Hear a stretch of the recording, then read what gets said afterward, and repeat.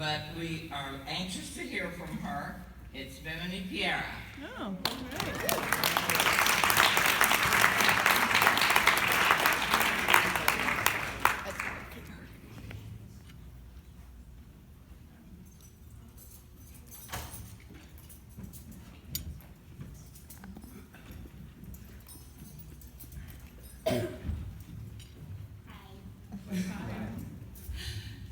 So I'm really just going to share a few Nibisms, or things that I've come to think of as those. They're really scenarios from my personal interactions with Nibs over 18 years that I've been at Oakhurst and been in this country, which I really think highlights Nibs, his profound and sometimes understated, but very, very strong presence in all our lives, but in mine especially. My first two Nibisms are short, simple sentences, which I have found tremendously powerful and defining. I think many of us Okies, that's what I call Oakhurst goers, Okies, can relate to this first phrase. I have lost count of how many times over my 18 years of knowing Nibs I have heard him say this. Thank you for being who you are and for what you do, not for all that you do. I see that in emails too, so I know he said it to other people. So I realized I've been hearing Nibs say that since I was 11 years old. And over that time, and I didn't realize this at the time, but I found that I've learned to say thank you, thank people for like everything, but especially for everything that they do. But I think the most profound thing about that statement is that he thanks us for being who we are. And I didn't really realize the power of that until I started borrowing the phrase and using it with my friends and coworkers. And you can really see the surprise and then the appreciation that people feel when you thank them for just being who they are. And to realize that I have been listening to that for 18 years, just being thankful for being who I am. I didn't really, like I said, I didn't really understand the power of that, but the words convey so much love and acceptance, and that love and acceptance, I think everyone who knows Nibs feels. Another saying of Nibs that I found to be very formative in my life is, your hair looks great. Bet you weren't expecting me to say that. But you can also replace hair with just about anything. Just anytime that I would say something disparaging about myself in Nibs' presence, he would say, you look great. In the moment, my brain would jump to an argument like, you don't know anything about black people's hair.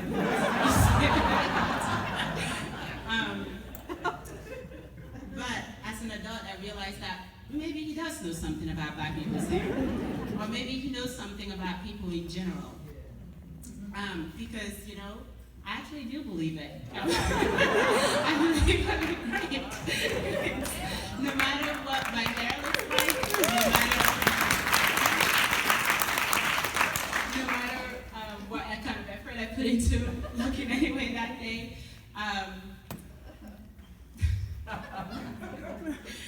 But basically, in a world where often all of us were nitpicked, but especially black people, right, women, people of color, new immigrants, all of which I consider myself, we're told we're not enough, right? We're not welcome. To have somebody constantly remind you over 18 years that you're perfect, just the way you are.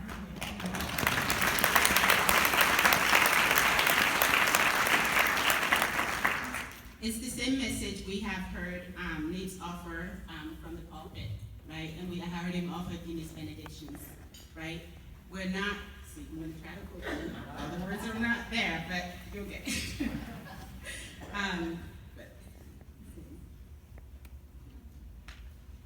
Go spread the good news that we're not defined by our race, gender, sexuality, class, or even what we do or what is done to us. But that our primary definition is that we are children of God. Nibs doesn't just encourage us to spread that news, but he lives that benediction. And at least the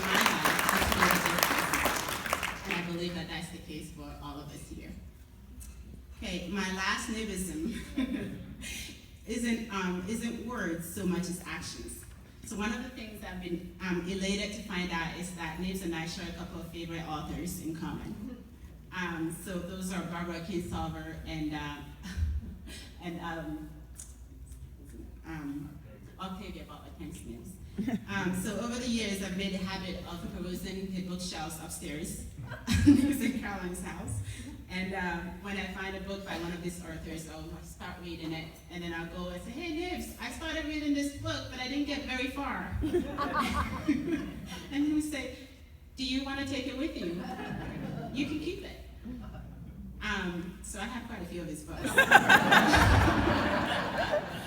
But the only book since college, I've been doing this since college, and the only book that I've been encouraged to bring back if I wanted to was Kindred by Octavia Butler, and I brought it back.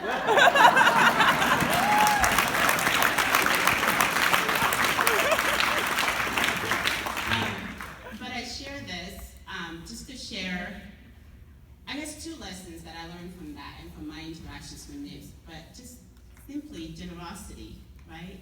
And detachment from material things.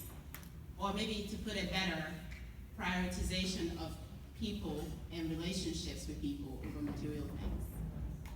And I strive to live by that, but I struggle with it, like the rest of us. But I can always look back to this incident and remember that whenever I need help with it.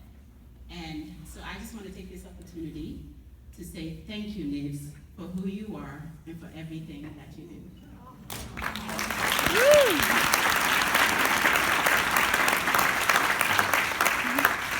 And I know that you will continue to change many lives just by being who you are.